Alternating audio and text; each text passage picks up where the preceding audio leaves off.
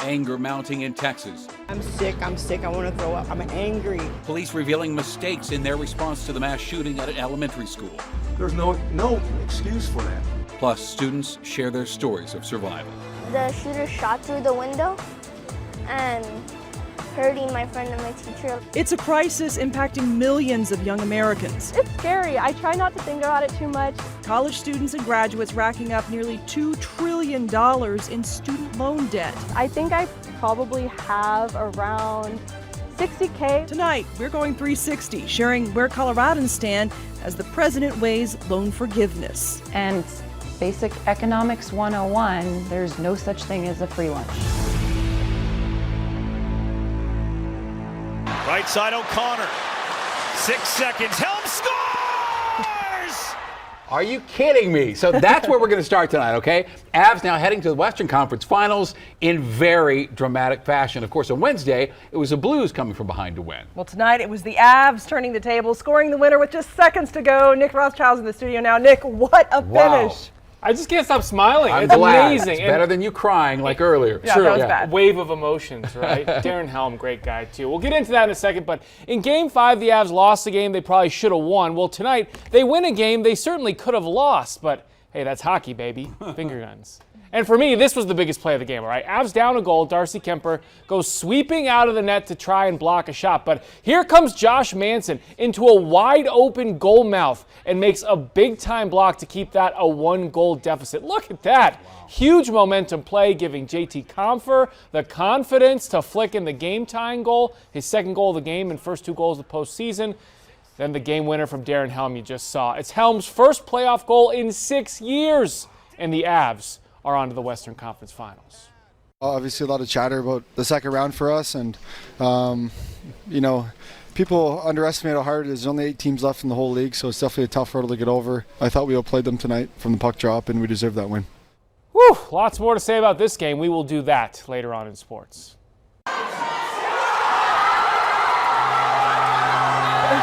Yeah, that was the scene at Tom's Watch Bar in McGregor Square as the Avs put the game winner in the net. Fans we talked to say after the game, they say, bring on the Oilers.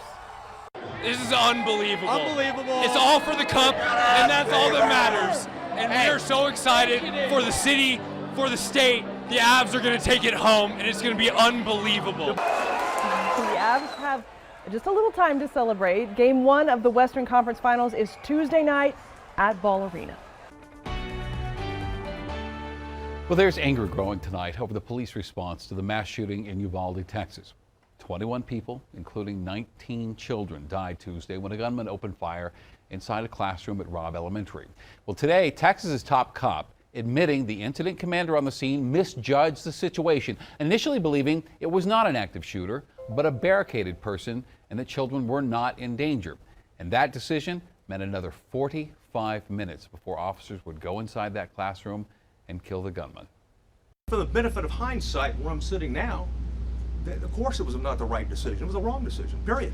There's no excuse for that. We believe there should have been an entry at that as soon as you can. Tonight we are also hearing stories of survival from the students trapped in that classroom as they waited for police.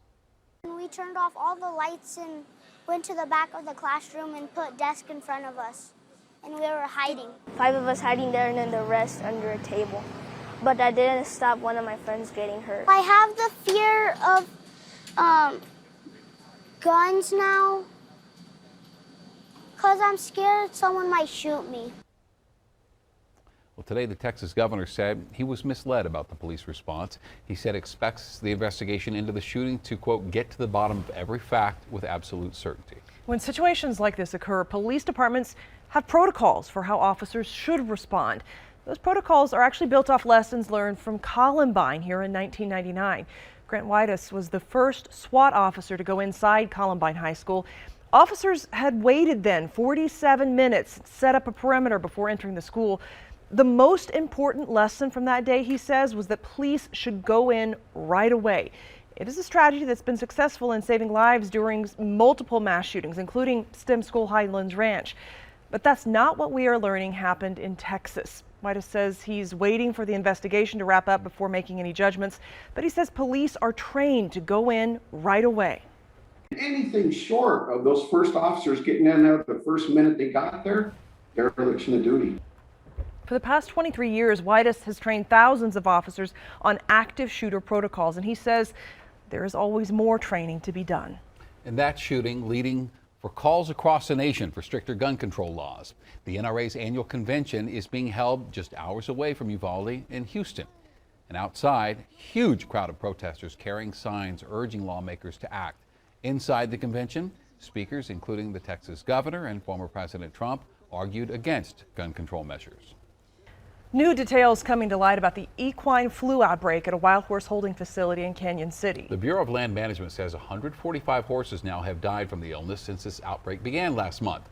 Well, tonight, Denver 7's Russell Haythorne walks us through some new information, including emails obtained by Denver 7 indicating inconsistencies and negligence regarding the BLM following its own policies and procedures. Advocate Terry Hall says she follows all the rules when she adopts wild horses. We went by all their rules. We got the pen. The feds have found the Bureau of Land Management is not following those rules itself. They tell you don't feed them off the ground, get them vaccinated, take care of their feet. They're doing none of that. A new report from the U.S. Department of Ag indicates the BLM failed to vaccinate horses recently rounded up in Colorado, resulting in mass casualties at the holding facility in Canyon City. The report also found the BLM in violation of at least a dozen other policies, and emails obtained by Denver 7 indicate the BLM microchipped the recently rounded up horses but did not vaccinate despite its own policies to do so. Almost impossible to believe that they were not vaccinated on intake. If they don't have enough staff to take care of the horses, one, why are they paying millions to round them up by helicopter instead of increasing their staff? And two, why are they rounding them up when they can't care for them? We have to stop the roundups. The BLM's website says the Canyon City holding facility can house up to 3,000 animals at a time. But by the BLM's own math, if each horse needs 2,600 square feet in captivity, and the Canyon City facility is only 50 acres as reported, the BLM can house less than 1,000 horses at that facility. That is 837 horses. Earlier this month, Governor Polis all but ordering a stop to the roundups, saying, due to the loss of 142 horses from disease, I'm calling for a delay to consider more humane options. Russell Haythorne, Denver 7. We have a follow-up tonight to a story you first saw on Denver 7. Last night we introduced you to Damon Oswald. He's a student graduating from Destinations Career Academy of Colorado, an online public school. Now Damon, who uses a wheelchair, found out just one day before his graduation ceremony that the stage at the School of Mines is not ADA compliant. Well, today we learned the school was able to get a ramp so Damon could go on stage to receive his diploma. It means to be included and not seen as just my wheelchair, as just like the person inside the chair. The school came together and they made it happen, and it made it, for me, and I hope for Damon, an amazing experience because he got to stand up there and go, we're all moving on. With high school on the books, Damon's new focus is on becoming a teacher. Congratulations and good luck, Damon. Temperatures heating up quickly tomorrow morning as you head out the door, but we have some big changes on the way this holiday weekend. I'll have your complete forecast. Student loans leaving millions of Americans in crushing debt. There's individuals behind every, college price tag. Next, we're going 360 on this growing crisis as students and graduates wait to find out if their federal loans will be forgiven. That would be such a huge weight off my shoulders.